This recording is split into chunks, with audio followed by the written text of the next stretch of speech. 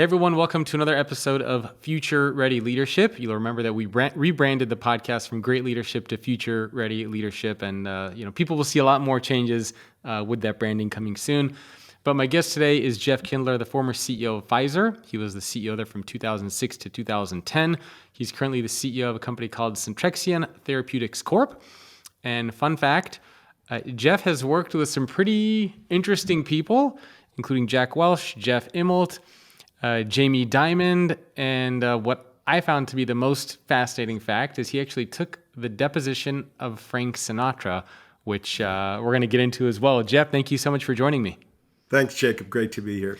All right, so we have to get into your background here because going from Jack Welch to Frank Sinatra seems like a pretty big divide.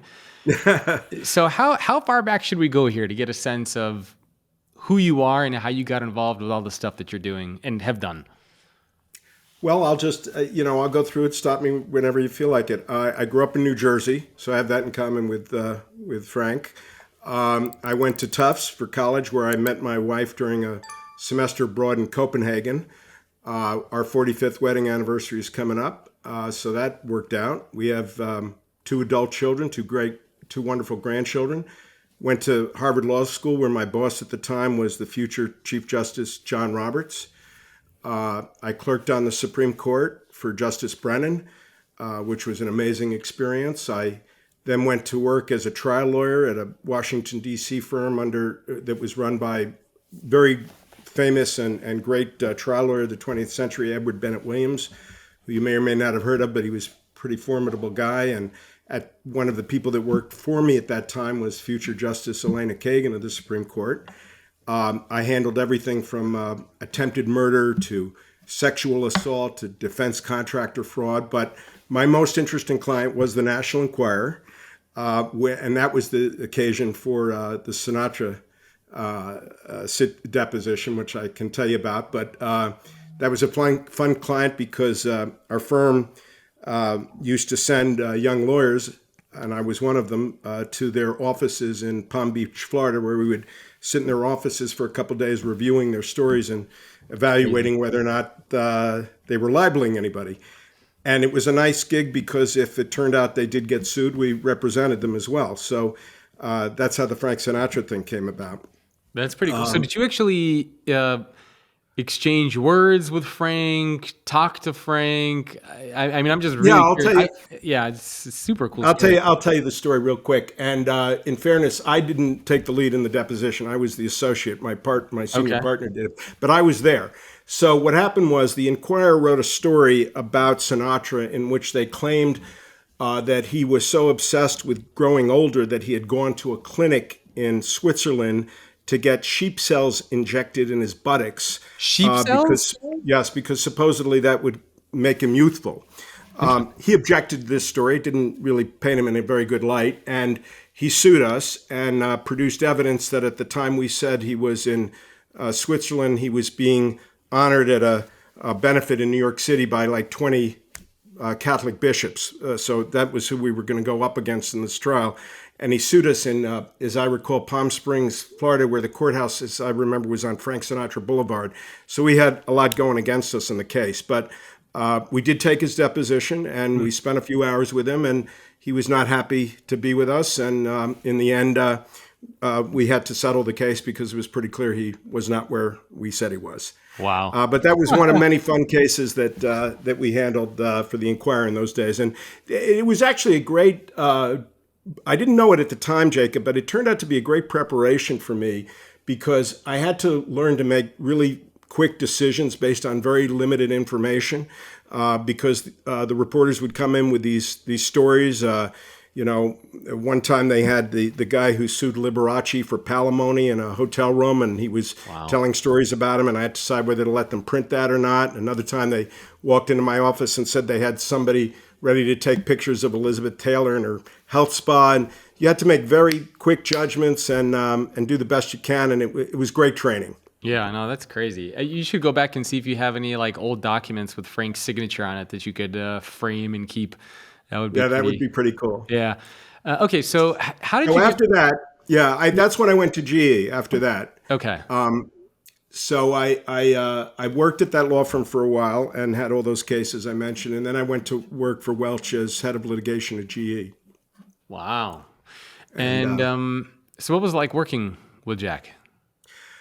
well, Jack was an amazing guy. I don't know that he would be as well regarded in terms of his leadership style today as he was at that time, because I would say that in many ways he motivated people through both tremendous generosity when you did a good thing, but also fear if you didn't. And I can give you one example of this. I was in the process of resolving a big criminal case that we had. It turned out that we had an aircraft engines business, and one of our executives was giving kickbacks to an Air Force general in Israel to get Wow.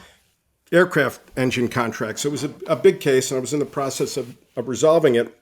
And one day, I'm in the office in Fairfield, Connecticut, and all the big shots in the company, including Jack, were playing golf in Augusta.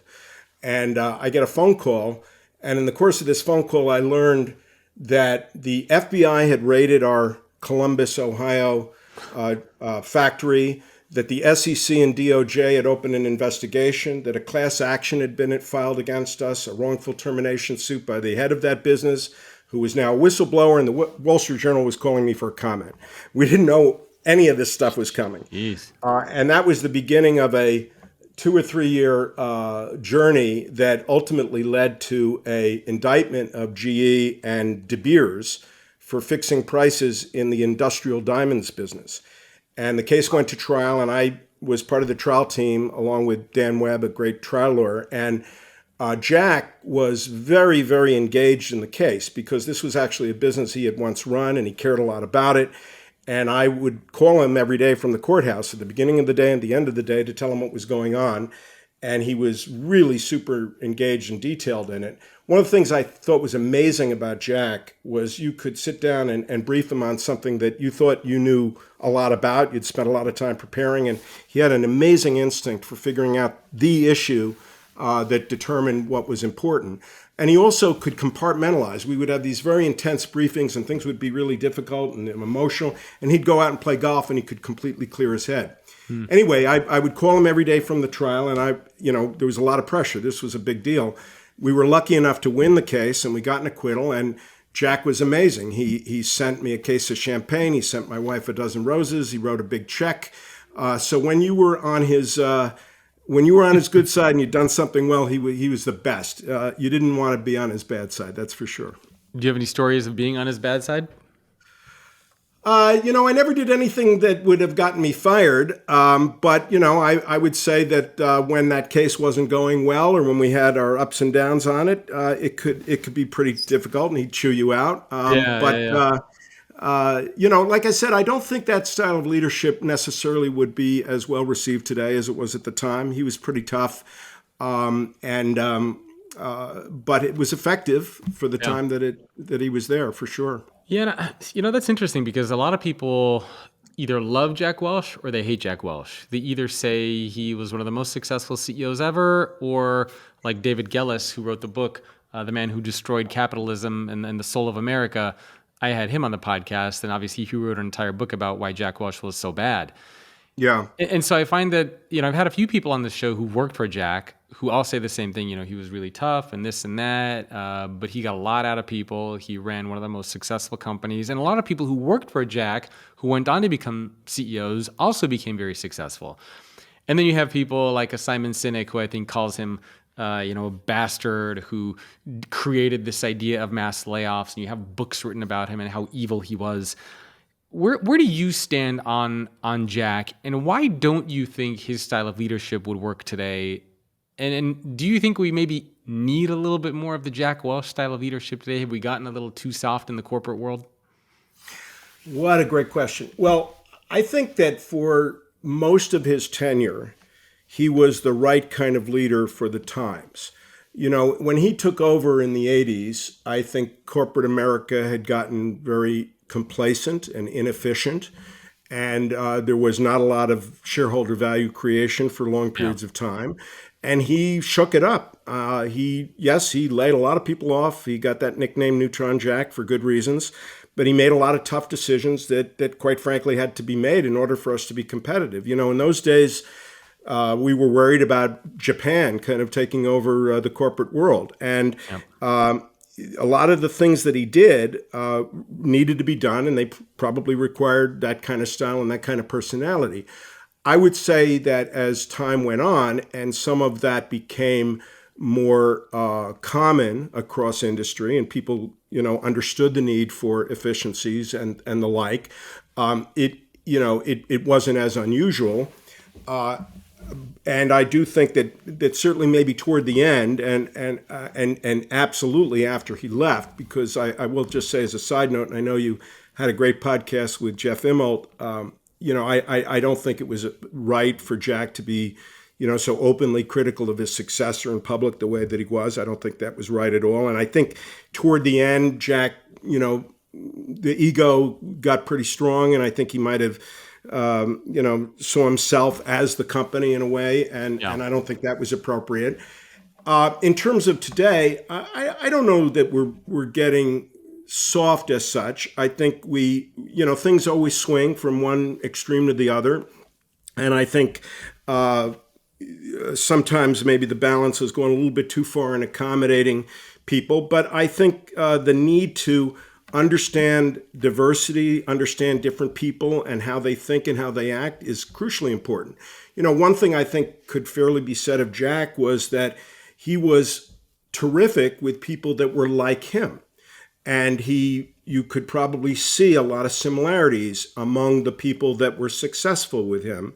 And what I learned over the years, and my first realization of this is when I went from GE to McDonald's, where the culture was very dramatically different. And, one of the things I learned was that there's a lot of people that have a lot to offer if you can figure out how to get it out of them. And his style of leadership might not have drawn some of that value out of people because of that. And so I don't think that would be as effective today. Yeah, there's a great book called Barbarians to Bureaucrats, which came out, I don't know, the 80s or 90s. And the author talks about these different styles of leaders in there, and depending on the stage that the business is in, you have a different type of leader who's good for that role. Right. And so going through that, I mean, Jack Welch very much struck me as kind of the barbarian leader, right? Who's very focused on growth. He's just going in there with like a battle axe and just doing whatever he needed to do against stiff competition. And to your point, yeah, he was the type of leader it seemed like the company needed at the time, because I mean, GE wasn't it one of the most successful companies on the planet during the time he was CEO? Oh yeah, for sure. So I guess for the time he did what he needed to do to get the company to be where it is. And I mean, to your point, that leadership style probably wouldn't work today, but I think I do wonder if we swung too much the other direction. I think sometimes that may be true, but I really do believe, and I think this made it very hard for his successor, that it was such almost a personality cult, in the sense that one of the things that was both amazing about him, but also really hard to replicate and institutionalize. There could be 200,000 people around the world who woke up every single morning asking, what does Jack want me to do today? His personal imprint was amazing. I would see him at these officer meetings that we used to have every year in Boca, and there, I don't know, 500 people there. He knew every single one of them. He could ask them questions about their P&L. It was astounding. So you knew that if you were going to encounter Jack in the hall, you better know your stuff. You better know your business. That's pretty extraordinary, but it doesn't really empower people to be different. There's a lot of strength in diversity. And like I said, when I really came home to me was when I went to McDonald's, whose culture was completely different. And I realized that, if everybody was like that, then it doesn't leave a lot of room for people to make contributions who have different styles. Yeah. What was it like to work for Jack Welch in terms of, and just your work hours, Jack Welch's work hours, the leadership team? Was there work-life balance? How many hours would you say you were putting in a day or a week? Because just to give people the sense of the type of hard work that you had to do, the hours that you had to put in when working at a company like that. Well, I think everybody worked all hours and were available at all hours, but I think that would be true of those people, and it was certainly true of me in every job I've ever had, whether I Yeah. was at GE or McDonald's or Pfizer or in my law firm. I think that's partly self-motivated. He certainly did not hesitate to call you whenever he wanted to talk to you. You know, now on the other hand, he had a certain degree of work-life balance. Like I said, he had the capability, which I found amazing, of going out and playing golf and not thinking about work, which that was an extraordinary skill that I've never been able to master. I have trouble shutting it off. Yeah. So, there was a certain amount of balance in the sense that, he liked sports, he liked golf, he liked having fun, he liked partying. So, it wasn't like we were working 24/7, but people worked really hard. Yeah. But again, I think the types of people that were there and the types of people that wanted to be there were going to work really hard wherever they might have been. Do you want to hear something really crazy? 96% of the people who watch videos on this channel are not subscribed. Help me change that number around by subscribing. Yeah, it's interesting. I bring that up because you probably saw the recent news of the Starbucks CEO transition. And there's so much debate that's going on around this. But their former CEO, Laxman, Narashiman, I think is how you say his last name. But there were several videos of him where he went online and he was like, I never work past 6 o'clock. It's very difficult for, once I'm off. People can't get a hold of me. I'm spending time with family, which on the one hand, you might look at and say, well, that's pretty admirable that you as a CEO are focusing on that work-life balance. And on the other side, a lot of people were looking at that and saying, what's the matter with you? You're running one of the largest companies on planet Earth. You're being paid many, many millions of dollars, and the company's going downhill, and you're telling everybody that you're not working past 6 o'clock. And so there was so much backlash for that. I'm actually curious to hear your thoughts on what happened with that CEO, that they're in the middle of this transition with Brian Niccol, the former CEO of Chipotle. Have you been following that at all? Do you have any thoughts on what's been going on? Well, I don't know anything in particular about Starbucks. I do know about Chipotle. When I was at McDonald's, we acquired Chipotle at a time when it only had 10 stores, and I was in charge of that business for a while. 10 stores, that's it?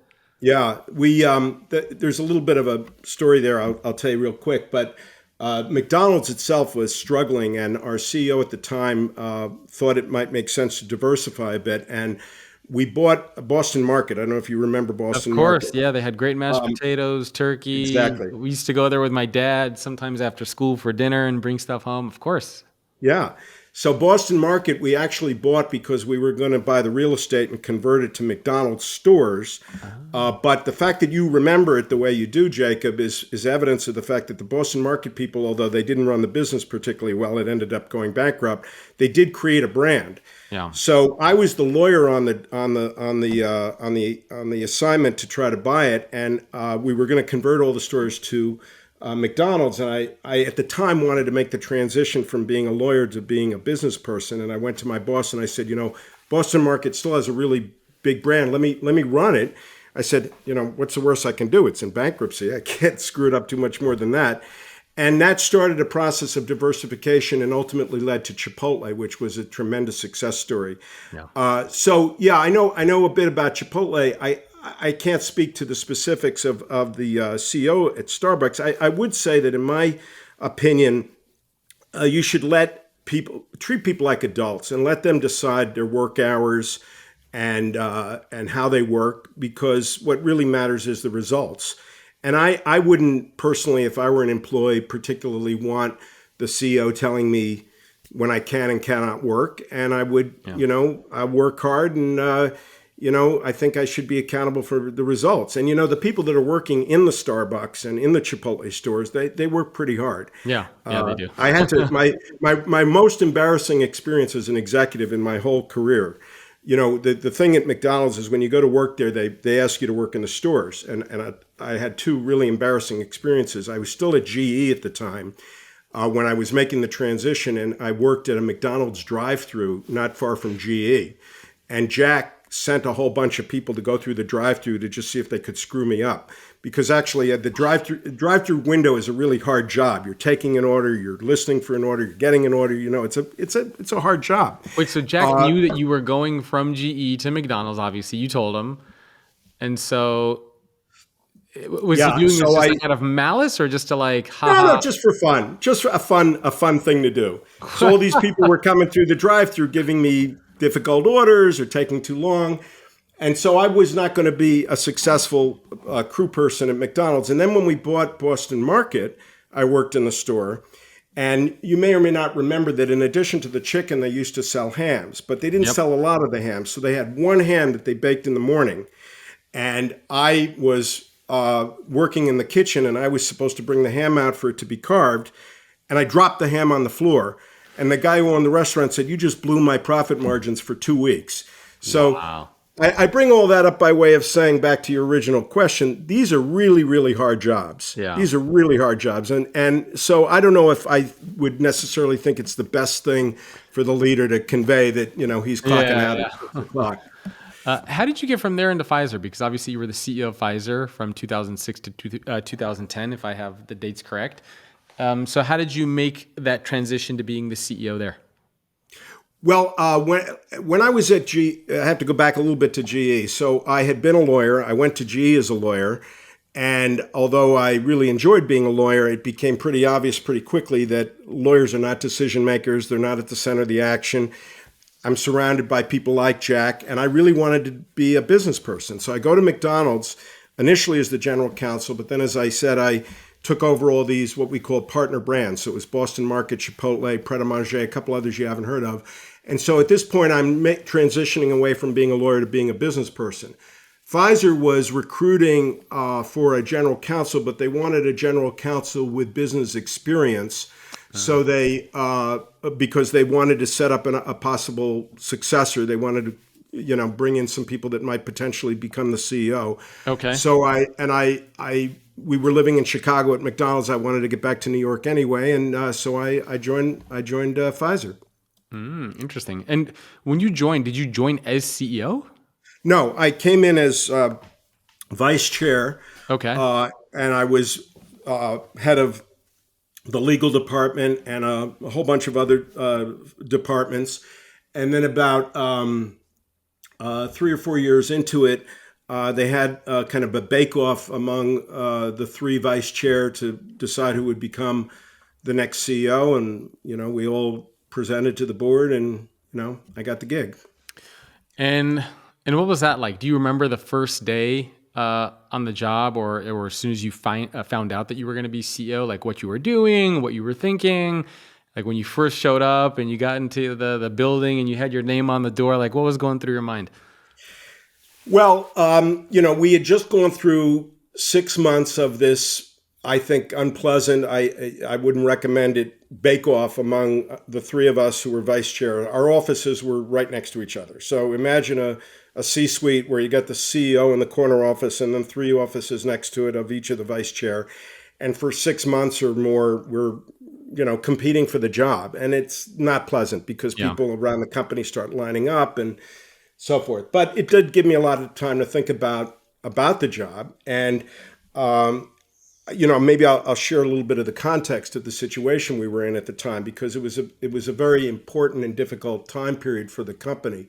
We had three big challenges, Jacob, around our products, our business model, and our operating environment. So as you know, in pharmaceuticals, it's all about the ability to create new products, get patent protection on them for a period of time, and then the patent expires, you have to come up with new ones. We had 14 drugs that were ready to lose patent protection. We were going to lose $35 billion in revenue over the next few years when I took the job. Lipitor, which was the best-selling drug in the world, and I always used to say the reason I went from McDonald's to Pfizer was because after years of raising the world's cholesterol level, I wanted to sell some Lipitor to make up for it. Anyway, Lipitor had $12 billion of sales. That represented a quarter of our revenue. Wow. And it was going to go poof. It was going to literally disappear. And I remember sitting down with Jack Welch when I took this job and telling him about this. And he said, "What the hell kind of business is that where all your products disappear?"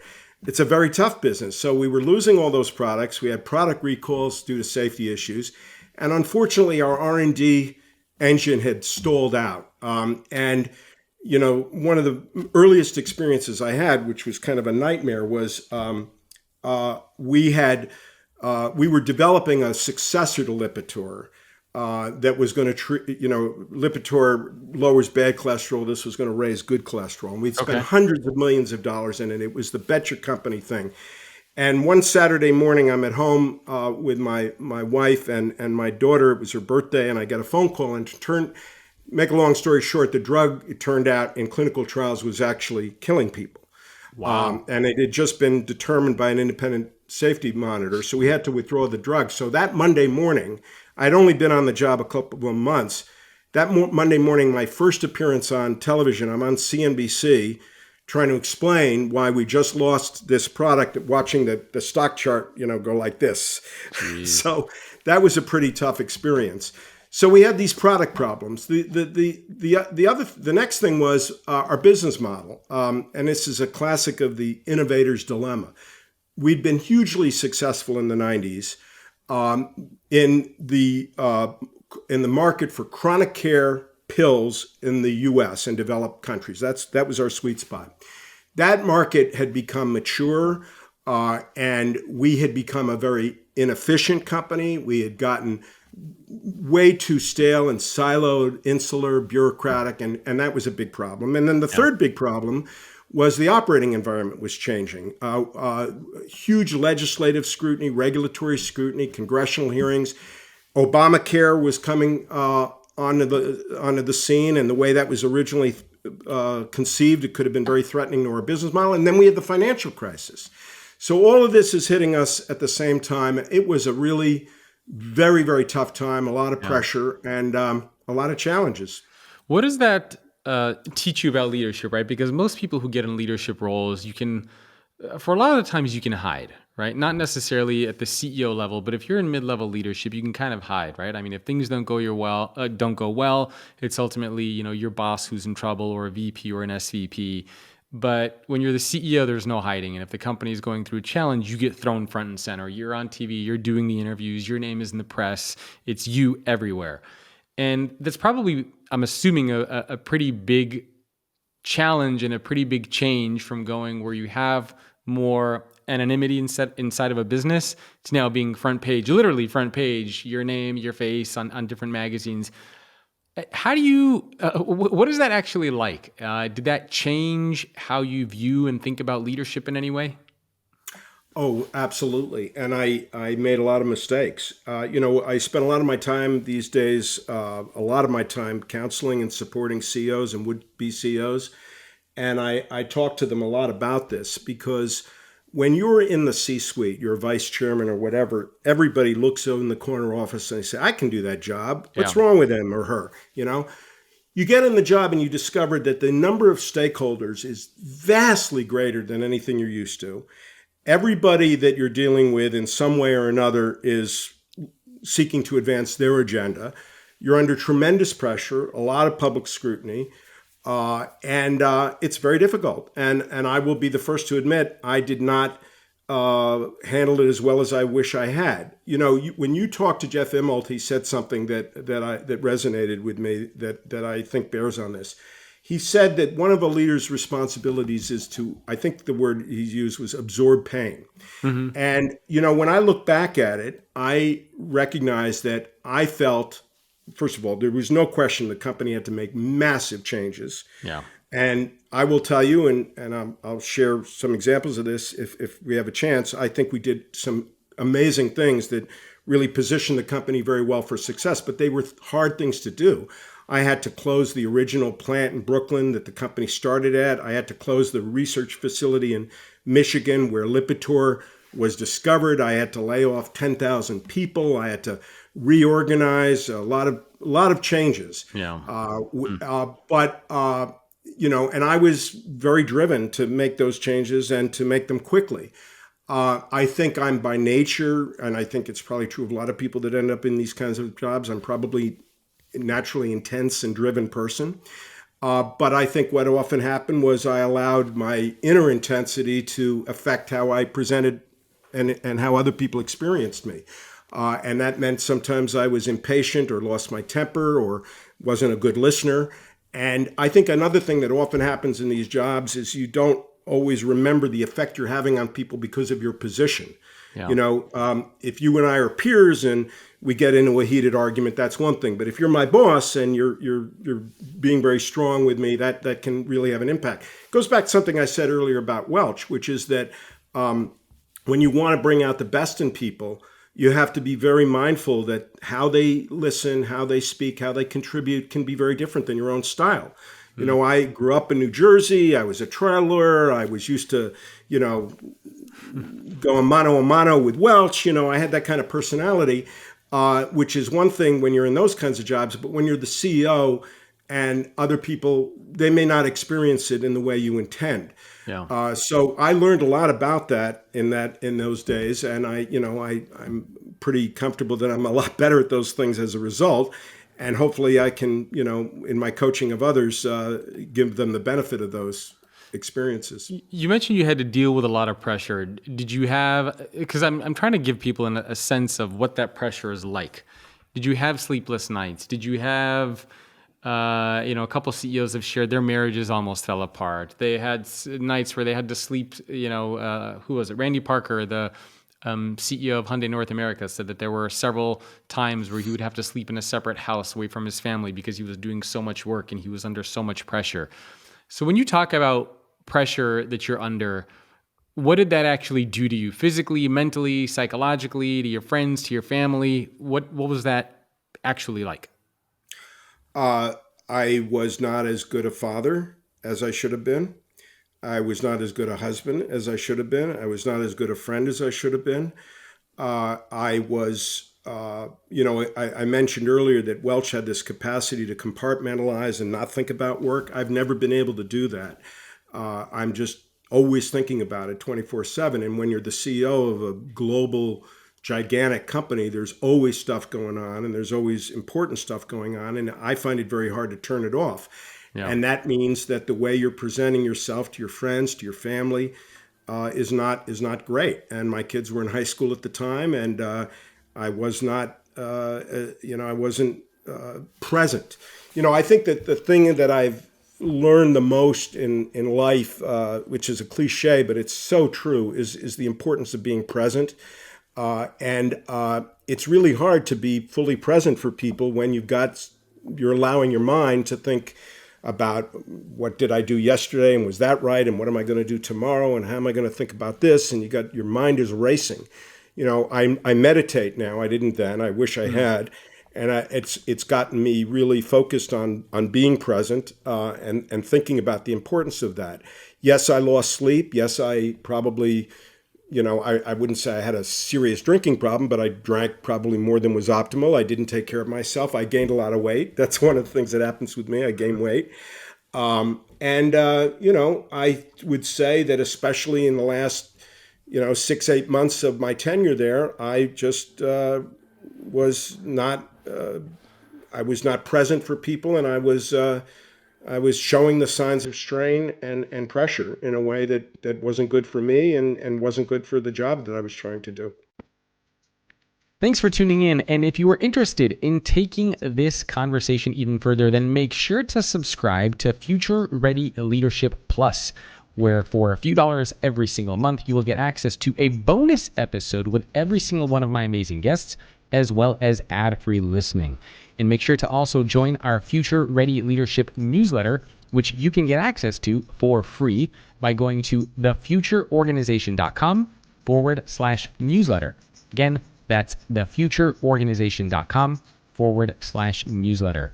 And if you enjoyed this episode, of course, I and my team, we would love it if you can leave us a review on Apple Podcasts or on Spotify. And please send this episode to somebody who you would like to see become a future-ready leader. Thanks for tuning in. Thanks for listening. Thanks for watching. Now let's get back to the show. So I have to ask you, so there was this article, and we kind of talked about this beforehand, if you'd be Yep. open to talk about it. There was this Fortune article that was written, what year was this? I can't see the year in here, but this was a long time ago. 2011. And it said, what happened at Pfizer, the inside story of revenge, betrayal, and power at the top of the world's largest drug company. And there was just, and we talked about this before when we spoke. I said, this is something that should be, made into a movie. It just, the way that they wrote it, it made it sound crazy. So, are you able to share a little bit, what happened? What was going on? What was the dynamic there? Because I think for a lot of current and aspiring leaders, they're never prepared for this kind of stuff, right? Of people either backstabbing you, of, you get called into meetings randomly, of, it's just, it's stuff that you think that you're just going to show up to work, you have a 9 to 5, maybe you do a couple meetings, you recognize some of your employees and you go home. But sometimes leadership is like its own underworld of just, it almost looks like a John Wick movie. Some of these stories. So can you share a little bit about what was going on? Because people probably have even no idea what happened behind the scenes. So whatever you're comfortable to share with, I won't kind of. Well, I mean, it's been a long time now, and I've just shared with you that I absolutely cop to having myself been very stressed, and as a result, probably creating a lot of stress for others.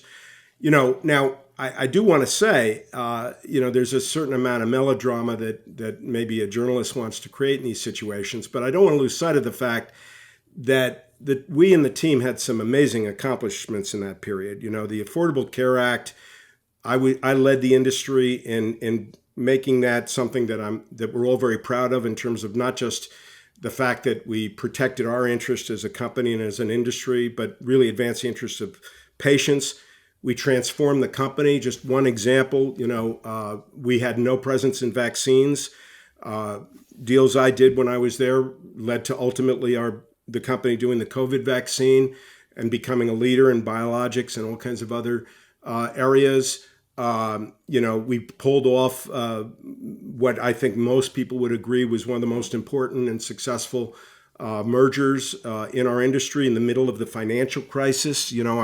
I actually had made an offer. I personally negotiated that and had made an offer to the CEO of the other company. And then Lehman Brothers blew up over the weekend, and we had to scurry around and redo the deal and manage to, borrow money to the tune of $23 billion at a time when the credit markets were seized up.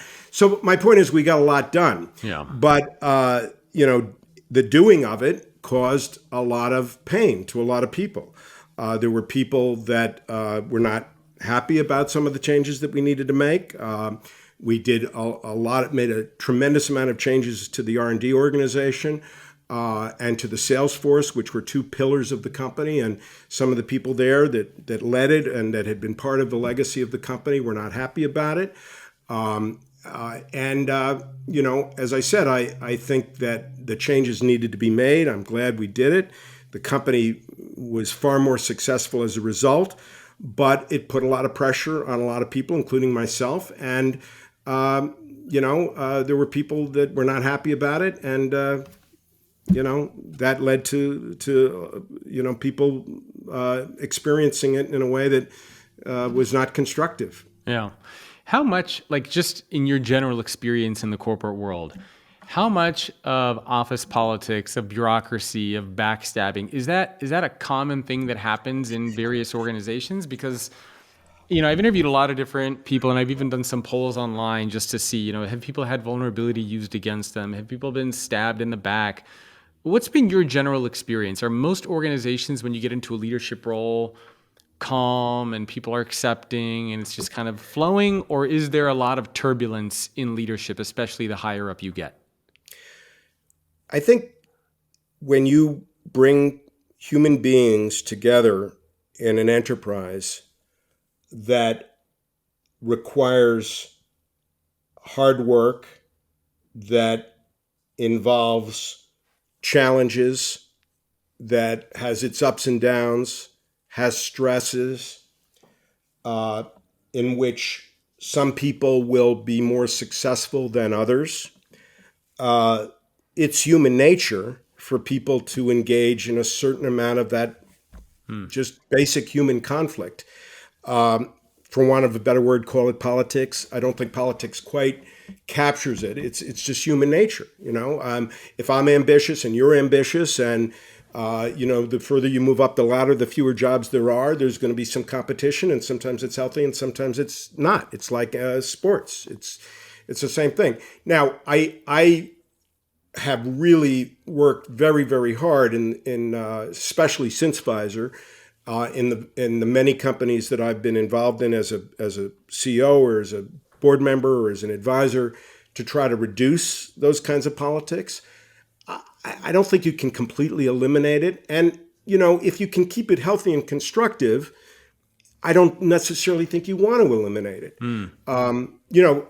Go back to Welch. It was an extremely competitive place. Everybody was always vying for his favor.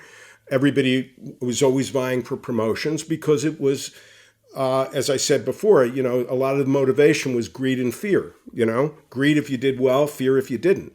That sometimes brings out the worst in some people. Yeah. So I think it's hard to avoid it completely and eradicate it. I have, my current passion is my biotech company. We're developing treatments, non-opioid treatments for chronic pain, which is a really, really important calling. And everybody in the company is very dedicated to it and very passionate about it. And I think we have relatively little politics, although oftentimes the CEO is the last one to see what might be going on in that regard.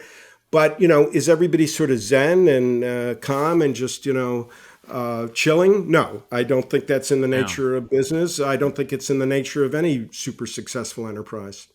Would you say that it's the CEO who sets that tone, the culture there, as far as if there's politics or not, if there's people vying for power or not? Is it the CEO specifically who sets the tone and the vibe? Because you look at Microsoft between Ballmer and Nadella, very, very different corporate culture in those organizations, and you can point to lots of different companies out there, whether you want to look at IBM or Pepsi.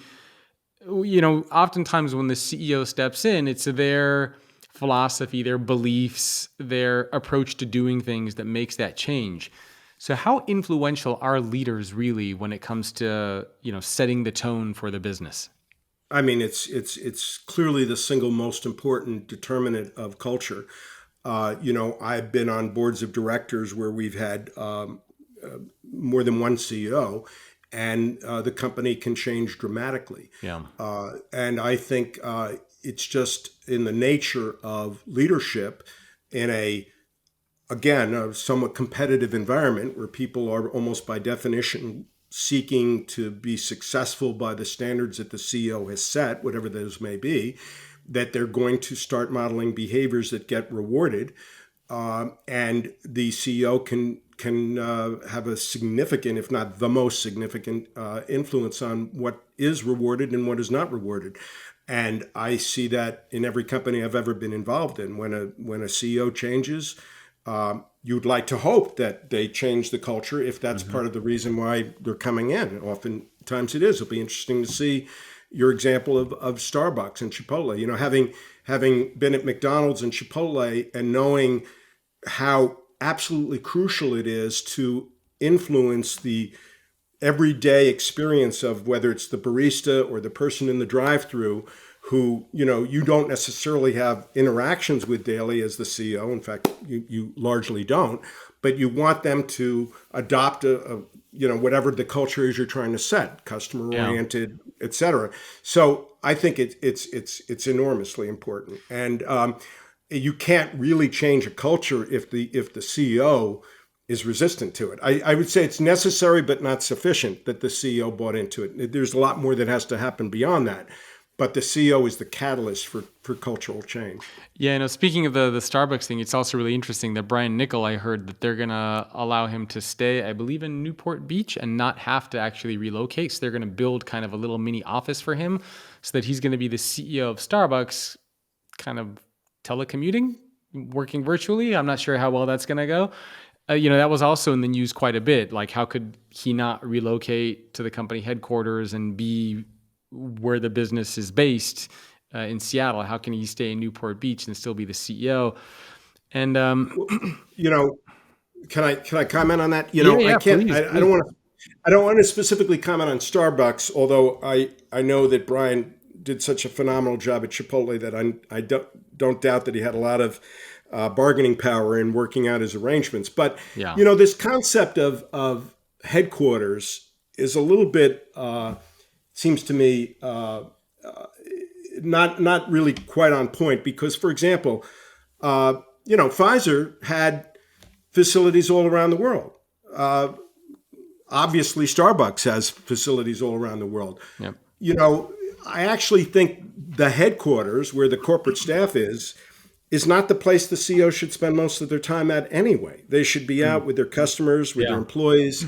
I've always tried in my jobs to spend actually as little time in headquarters as possible. That's not where you make the sales, to be honest. Yeah. I was going to say that as well, that I think a lot of, I had the CEO of Sam's Club on this podcast, and he said that he's constantly just visiting stores. Like he's on the road all the time. So that's where the action is. Yeah. So a lot of people wrote negative things about Brian because he's going to be in Newport Beach, but I'm sitting there thinking he's not really going to be there that often. He's going to be at the stores. He's going to be traveling. He's going to be all over the place. He's not just going to be hanging out by the beach, running the company on his laptop, doing Zoom calls. He's going to be, in the different locations. So I think he got a little bit of a, bad media blitz there.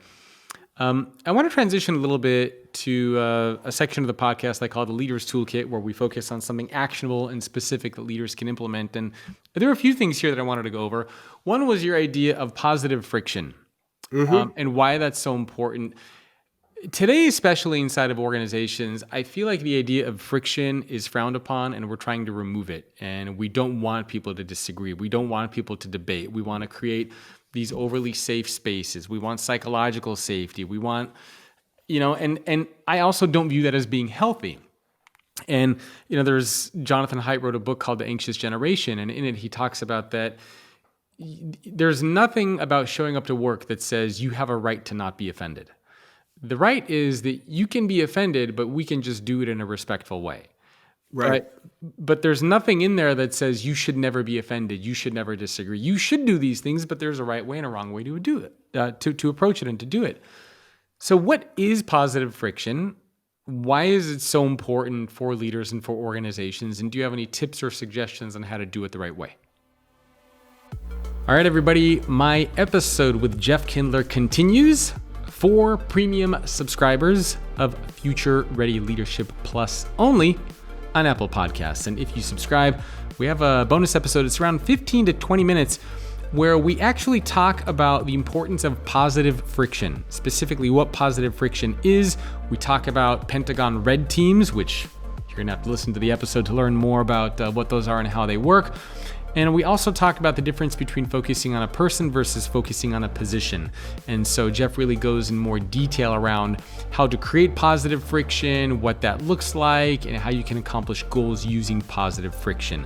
So if you want to get access to that, as well as a weekly bonus episode from whoever my amazing guests are, and ad-free listening, make sure to subscribe on Apple Podcasts. It's only a couple dollars a month. And honestly, the leadership lessons that you're going to get from these amazing CEOs and leaders and authors is far worth the price.